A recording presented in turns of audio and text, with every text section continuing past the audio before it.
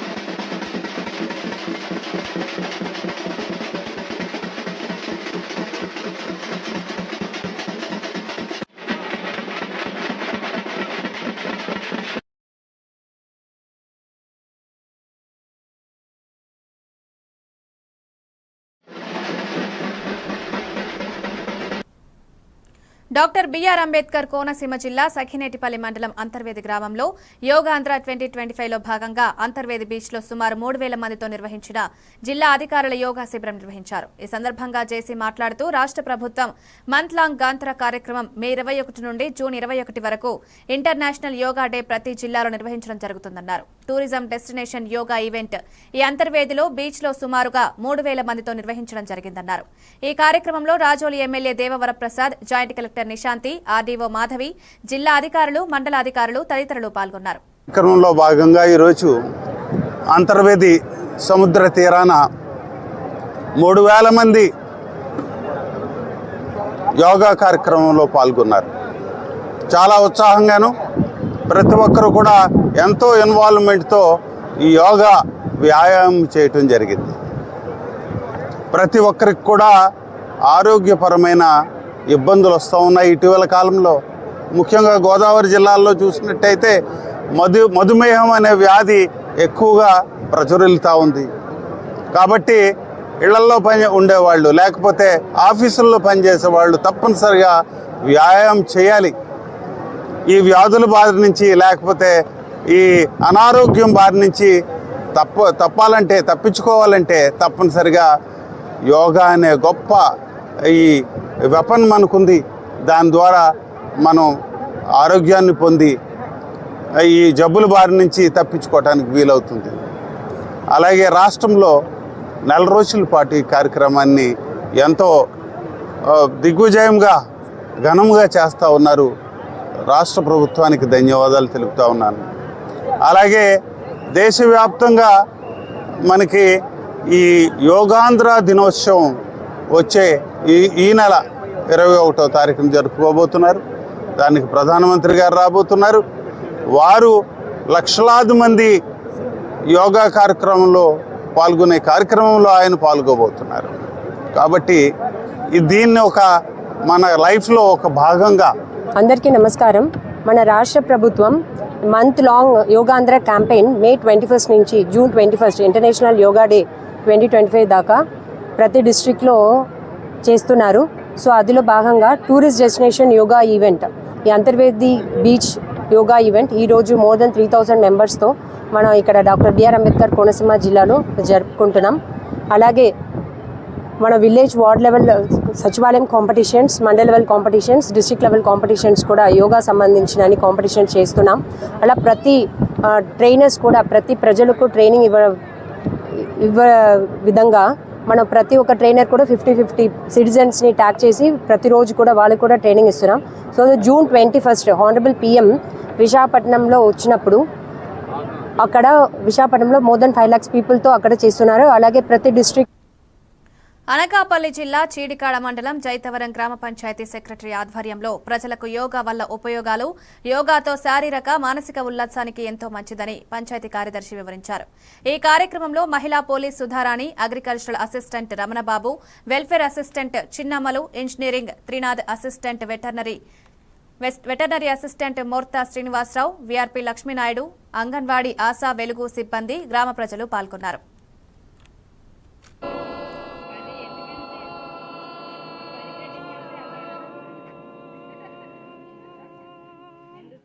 Very good. మళ్ళీ ఒక్కసారి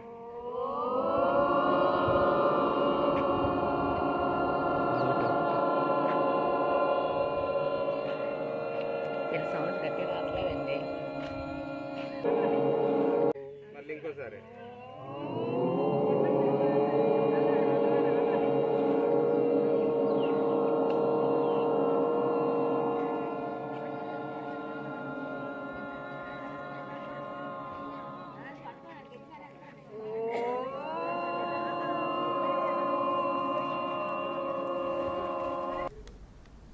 తెనాలి ముత్యంశెట్టిపాలెంకు చెందిన మల్లీశ్వరి అనుమానాస్పదలో మృతి చెందింది. ఒంటరిగా టిఫిన్ బండి నడుపుకుంటూ జీవనం సాగించే ఆమె ఇంట్లో శవమైంది.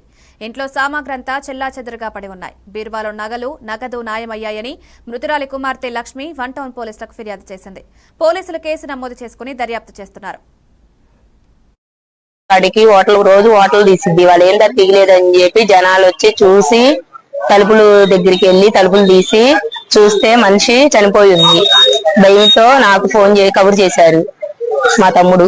కబుర్ చేయంగా నేను వచ్చాను. వచ్చి చూసేటప్పటికి ఒంటి మీద బట్టలు అవన్నీ కొంచెం లేవు, అన్ని సరి చేశాను. గుండె అన్ని చూసి అంబులెన్స్ ఫోన్ చేశాము. ఒంటి మీద వస్తువులు ఏమీ లేవు. చెవులకి మెడలో తాడు, ఉంగరాలు, 2 జతల పట్టీలు అన్ని ఉంటాయి, ఏమీ లేవు. బీరువా తలుపులేమో తీసి ఉన్నాయి. ఏంటా అని నాకు భయం వేసింది. ఎమ్మటే మా వార్డు కౌన్సిలర్ కి ఫోన్ చేశాను. వచ్చి కొంచెం చూడండి అని వచ్చారు, చూశారు. పోలీసులకి ఫోన్ చేశారు. ఇవన్నీ జరిగినాయి. తలుపులేమో బయట గడి పెట్టింది. మేము ఇదే బజార్ లో కొంచెం చివరి ఉంటాము.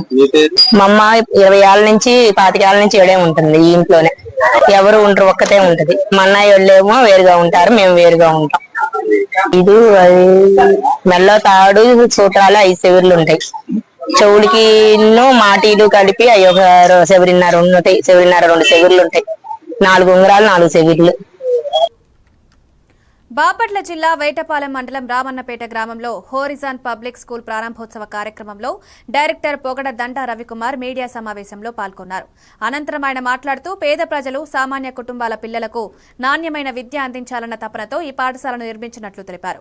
విద్య అందరికీ అందుబాటులో ఉండాలనే ఆశయంతో ఈ ప్రాజెక్టును చేపట్టినట్టు పేర్కొన్నారు. 3 ఎకరాల మామిడి తోట మధ్యలో ఆహ్లాదకరమైన ప్రకృతి వాతావరణంలో ఏర్పాటు చేసిన ఈ పాఠశాల పిల్లలకు నేలతో, ప్రకృతితో మమేకమయ్యేలా తీర్చిదిద్దబడిందని డైరెక్టర్ రవికుమార్ పేర్కొన్నారు.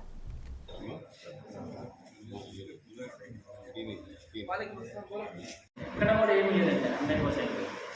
మనం ఎంత ₹1,00,00,000 ఇచ్చినా కూడా 1 సంవత్సరం 2 సంవత్సరాలు ఖర్చు పెట్టారు, లేకపోతే 10 కోట్లు చేసుకోవచ్చు. కానీ జ్ఞానం లేకుండా, నాలెడ్జ్ లేకుండా, మనం ఏం చేయాలో తెలియకుండా, గుర్తింపు లేకుండా ఎట్లా వస్తుంది సంఘంలో మనిషి సర్వీస్ చేయాలంటే ఆ ఎడ్యుకేషన్ లేకుండా, లేకపోతే మనం తీసుకోకుండా మనం మీరు ఎలా యాక్సెప్ట్ చేస్తారు? మేము బిలోగలిగాం ఈరోజు. నిజంగా మా మాట పని మీరందరికీ చాలా హ్యాపీగా ఉంది. పిల్లలు గారు, మనవాళ్ళు గారు వచ్చారు కదా సంథింగ్.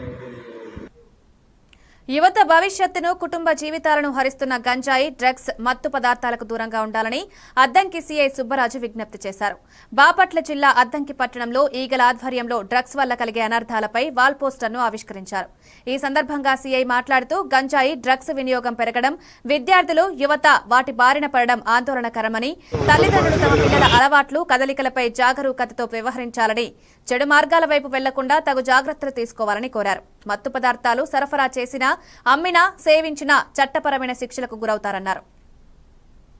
కవర్ కాకుండా, మరి ముఖ్యంగా స్టూడెంట్స్ కవర్ కాకుండా చూసుకోవాలని కోరుతున్నాం. ఈ కార్యక్రమాన్ని ఉద్దేశించి మీరందరూ గమనించి ఇంకా దృష్టిలో పెట్టుకొని మీ ప్రాంతంలో ఎవరైనా, మీ గతంలో ఎవరైనా ప్రజలందరూ కూడా సమగ్రంగా దృష్టి పెట్టి ఎప్పటికప్పుడు వారి యొక్క ప్రవర్తన, వారి యొక్క నడవడిక ఎలా ఉంది, వారు ఏం పనులు చేస్తున్నారు. పోలీసుల దాడిలో గాయపడిన బాధితులను పరామర్శించేందుకు మాజీ సీఎం జగన్ తెనాలి ఐతానగర్ చేరుకున్నారు. అనంతరం కూటమి ప్రభుత్వంపై తీవ్రమైన విమర్శలు చేశారు. సీఎం చంద్రబాబు, ఆయన కుమారుడు లోకేష్ పోలీస్ వ్యవస్థను దుర్వినియోగం చేస్తున్నారని ధ్వజమెత్తారు. సామాన్యులను నడి రోడ్డుపై కూర్చోబెట్టి కొడుతున్నారని మండిపడ్డారు. రెడ్ బుక్ రాజ్యాంగం నడుపుతున్న తండ్రి కొడుకులు తగిన మూల్యం చెల్లించుకోవాల్సి వస్తుందని ఆగ్రహం వ్యక్తం చేశారు.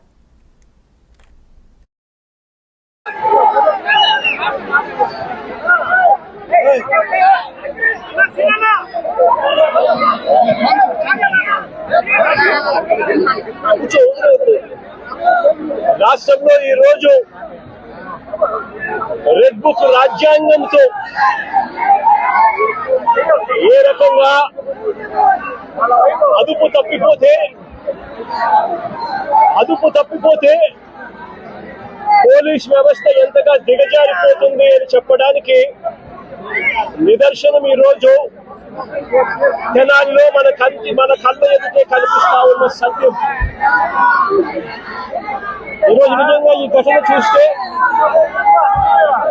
ఎలాంటి దారుణమైన పరిస్థితులు కనిపిస్తాయి అంటే, ఈరోజు రాష్ట్రంలో జరుగుతా ఉన్న అనేక సంఘటనలు ఒకసారి గమనించినట్లయితే ఆ ప్రతి సంఘటన కూడా ఏ రకంగా చంద్రబాబు నాయుడు గారు, ఆయన పార్టీ రెడ్ బుక్ రాజ్యాంగం తీసుకొని వచ్చి పోలీసు వ్యవస్థను దుర్వినియోగం చేస్తూ తనకు వ్యతిరేకంగా ఏ గొంతు వినిపించినా కూడా ఆ గొంతు అడగదొక్కే కార్యక్రమంలో భాగంగా ఏ రకంగా చంద్రబాబు నాయుడు గారు దగ్గరుండి వైఎస్ఆర్సీపీకి సంబంధించిన మాజీ మంత్రుల మీద, మాజీ ఎమ్మెల్యేల మీద, నాయకుల మీద, కార్యకర్తల మీద, సోషల్ మీడియా కార్యకర్తల మీద ఏ రకంగా తప్పుడు కేసులు పెడతా ఉన్నాడు, ఏ రకంగా తప్పుడు సాక్ష్యాలు సృష్టిస్తా ఉన్నాడు, ఏ రకంగా మాజీ మంత్రి సిద్దిపేట ఎమ్మెల్యే హరీష్ రావు జన్మదినం సందర్భంగా సిద్దిపేట జిల్లా గజ్వేల్లో బీఆర్ఎస్ యువ నాయకుడు సంతోష్ ఆధ్వర్యంలో అంగడిపేట్ హనుమాన్ దేవాలయంలో ప్రత్యేక పూజలు నిర్వహించారు. అనంతరం నిరుపేదలకు అరటి పండ్లు, బ్రెడ్ పంపిణీ చేశారు. ఈ కార్యక్రమంలో బీఆర్ఎస్ నాయకులు, ఫ్రెండ్స్ ఫర్ యూ అసోసియేషన్ సభ్యులు విష్ణువర్ధన్ రెడ్డి, ప్రవీణ్, నరీందర్ రెడ్డి, సంతోష్ తదితరులు పాల్గొన్నారు. మా బీఆర్ఎస్ కార్యకర్తల ఆధ్వర్యంలో జరుగుతున్నాయి. అదే సందర్భంలో గజ్వేల్లో కూడా ఉదయం నుంచి కూడా ఎన్నో సేవా కార్యక్రమాలు గజ్వేల్ బీఆర్ఎస్ కార్యకర్తల ఆధ్వర్యంలో హరీషన్న పుట్టినరోజు సందర్భంగా జరుగుతున్నాయి. ఈ సందర్భంగా మా ఎఫ్ఎఫ్యూ మిత్ర బృందం ప్రెసిడెంట్ విష్ణువర్ధన్ రెడ్డి గారు, అలాగే మా నరేందర్ రెడ్డి గారు, అలాగే మా BRS youth town vice general secretary Bojja Ravi గారు, అలాగే మా వైస్ ప్రెసిడెంట్ దాసు గారు, అలాగే మిగతా ఎఫ్ఎఫ్యూ సభ్యులు ప్రవీణ్ గారు, భిక్షపతి గారు, ఇలా అందరి ఆధ్వర్యంలో స్థానిక గవర్నమెంట్ హాస్పిటల్లో పండ్లు, బ్రెడ్ పంపిణీ కార్యక్రమం జరిగింది. ఆ తదుపరి మాతా శిశు కేంద్రంలో ప్రతి పేషెంట్కి కూడా పండ్లు, బ్రెడ్ల పంపిణీ కార్యక్రమం కంప్లీట్ చేసుకొని స్థానిక అంగడిపేట్ హనుమాన్ ఆలయం వద్ద హరీష్ రావు గారు నిండు నూరేళ్లు ఐశ్వర్యాలతో వర్ధిల్లాలని చెప్పేసి ఇక్కడ పూజా కార్యక్రమాలు నిర్వహించి ఇక్కడ ఉన్నటువంటి పేద ప్రజలకు బ్రెడ్లు, పండ్లు పంపిణీ కార్యక్రమం కూడా మా ఎఫ్ఎఫ్యూ ఆధ్వర్యంలో జరగడం జరిగింది. ఈ సందర్భంగా హరీష్ అన్న గారు ఫ్యూచర్లో మరి ఉన్నతమైన స్థానాన్ని చేరుకోవాలని, వారికి సూచన తప్పకుండా వారు చేసిన ప్రతి సూచన. భూ సమస్యలు పరిష్కరించేందుకే రాష్ట్ర ప్రభుత్వం ప్రతిష్టాత్మకంగా భూభారతి చట్టం కార్యక్రమాన్ని చేపట్టిందని, భూ సమస్యలు ఉంటే రైతులు దరఖాస్తు చేసుకోవాలని మెదక్ ఆర్డీఓ రమాదేవి తెలిపారు. చిన్న శంకరంపేట మండల పరిధిలోని అబ్బాజీపేటలో నిర్వహించిన భూభారతి గ్రామ రెవెన్యూ సదస్సును ఆమె సందర్శించారు. అనంతరం రైతుల నుండి వచ్చిన దరఖాస్తులను పరిశీలించారు. ఈ సందర్భంగా ఆర్డీఓ మాట్లాడారు. ప్రతిష్టాత్మకంగా చేపట్టిన భూభారతి లాంచింగ్ కార్యక్రమం రెవెన్యూ సదస్సులు అనేది మన మెదక్లో అన్ని రెవెన్యూ గ్రామాలలో, ప్రతి మండలాల్లో ఒక్కొక్క రెవెన్యూ గ్రామంలో స్టార్ట్ చేయడం జరిగింది. కొన్ని చోట్ల మాత్రం 2 టీంలు 2 గ్రామాలలో మొదలు పెట్టుకోవడం జరిగింది. ఈ కార్యక్రమం ఈ జూన్ 3 అంటే ఈ రోజు నుండి 20వ తేదీ వరకు ఈ కార్యక్రమం ఉన్నది. రెవెన్యూ సదస్సుల ద్వారా రైతులకు సంబంధించిన భూ సమస్యలన్నీ కూడా పరిష్కరించేందుకు రాష్ట్ర ప్రభుత్వం వారు ఏప్రిల్ 14న డాక్టర్ బిఆర్ అంబేద్కర్ గారి జయంతి రోజున భూభారతి పోర్టల్ని ఆవిష్కరించడం జరిగింది. అదేవిధంగా తరువాత ప్రతి మండల కేంద్రంలో కూడా జిల్లా కలెక్టర్ గారు రెవెన్యూ భూభారతికి సంబంధించి రెవెన్యూ సమస్యల మీద భూభారతి చట్టం ఏ విధంగా రైతులకు అనువుగా ఉంది, ఈ చట్టంలో ఎటువంటి సమస్యలనైనా పరిష్కరించడానికి మార్గం ఉంది. ఇది చాలా సులువైన చట్టము. రైతుల సమస్యలన్నీ కూడా ఈ చట్టంలో పూర్తిగా వారి చాలా కాలంగా పెండింగ్లో ఉన్న సమస్యలన్నీ కూడా భూభారతి చట్టం ద్వారా పరిష్కరించడానికి అనువుగా ఉంది. ఈ కార్యక్రమాన్ని గురించి చేపట్టబోయే భూభారతి రెవెన్యూ సదస్సుల గురించి జిల్లా కలెక్టర్ గారి నాయకత్వంలో ప్రతి మండలం కేంద్రంలో గతంలోనే లాస్ట్ మంత్ పోయిన నెలలోనే రైతులందరికీ కూడా మండల కేంద్రంలో అవగాహన కల్పించడం జరిగింది.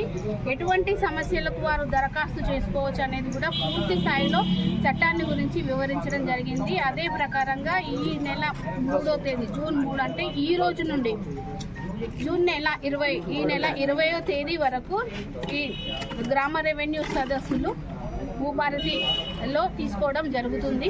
ప్రతి సమస్యకి ఇక్కడైతే పరిష్కారం ఉంది. రైతులందరూ కూడా తమ సమస్యలను సంబంధిత సంగారెడ్డి జిల్లా నారాయణఖేడ్ మండలం పలుకుతాండా గ్రామ పంచాయతీలో భవానీమాత విగ్రహ ప్రతిష్టాపన మహోత్సవం ఘనంగా జరిపించారు. ఈ సందర్భంగా తండావాసులు, తండా పూజారి, కారాభారి నాయక్, మరి భజన్ కారీ సభ్యులు, తండా యూత్ ఘనంగా ఈ పండుగ జరుపుకున్నారు. ఈ కార్యక్రమంలో నారాయణఖేడ్ జడ్పీటీసీ రవీందర్ నాయక్, మాజీ సర్పంచ్, ఉప సర్పంచ్ పాల్గొని పండుగను ఘనంగా జరుపుకున్నారు.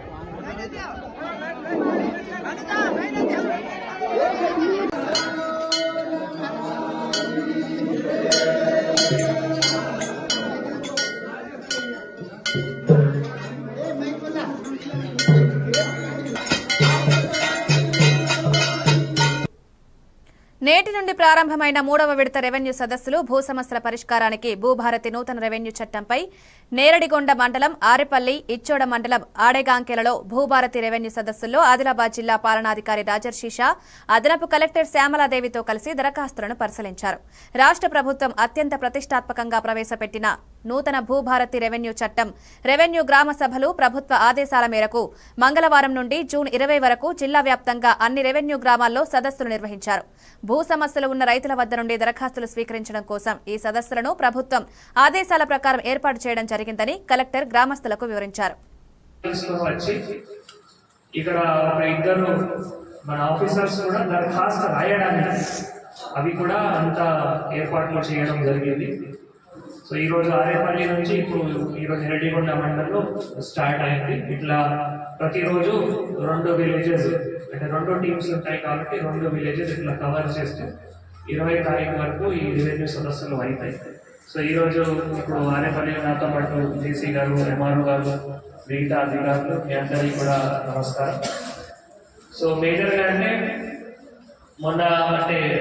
నిన్న మొన్న ఇక్కడ టౌన్ కూడా చేసి ఉండొచ్చు, చేసేగా ఇట్లా రెవెన్యూ సమస్యలు ఉంది చేసేగా మీ అందరికీ సమాచారం నిన్న మొన్న వచ్చిందా రాలేదు, పంచాయత్ సెక్రటరీ టౌన్ చేసేగా చేయలేదా. అట్లా అంటే ఈరోజు మొత్తం సాయంత్రం వరకు ఈ టీం ఇక్కడే ఉంటుంది. సో ఇక్కడ మనము రెవెన్యూ సమస్యలలో అంటే ఏమైనా భూ సమస్య ఉంటే ఇక్కడ మీరు దరఖాస్తు. ఆదిలాబాద్ జిల్లా తలమడుగు మండలం రుయ్యాడి, కోసాడి గ్రామాల్లో భూభారతి రెవెన్యూ సదస్సులో 9 నుంచి ప్రారంభమై 4 గంటల వరకు ఉంటుందని మండల డిప్యూటీ తహసీల్దార్ అన్నారు. అనంతరం ఆయన మాట్లాడుతూ తెలంగాణ రాష్ట్ర ప్రభుత్వం అత్యంత ప్రతిష్టాత్మకంగా ప్రవేశపెట్టిన నూతన భూభారతి రెవెన్యూ చట్టం గ్రామ సభలో ప్రభుత్వ ఆదేశాల మేరకు 3 నుంచి 20 వరకు సదస్సు నిర్వహించడం జరుగుతుందని, రైతుల వద్ద నుంచి దరఖాస్తులు స్వీకరించడం కోసం ఈ సదస్సును ప్రభుత్వ ఆదేశాల ప్రకారం ఏర్పాటు చేయడం జరిగిందన్నారు.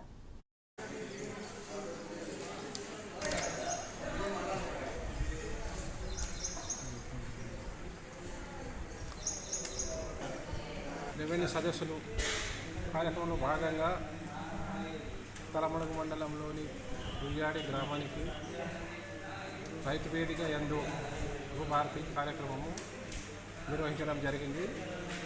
మరి ఈ కార్యక్రమంలో గ్రామ ప్రజలు, రైతులు, పట్టదారులు వచ్చి తమ వివిధ రకాల సమస్యలపై దరఖాస్తులు ఇవ్వడం జరిగింది.